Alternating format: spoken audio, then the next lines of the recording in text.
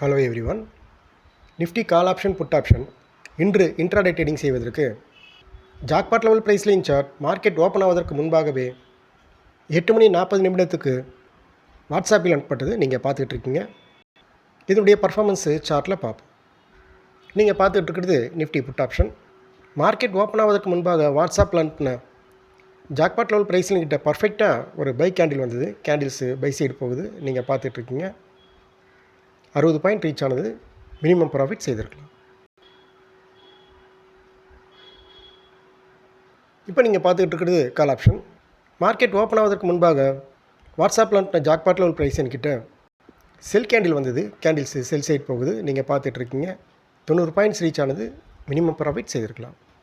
நாம் அனைவரும் முயற்சிப்போம், ப்ராஃபிட் செய்வோம். தேங்க்யூ.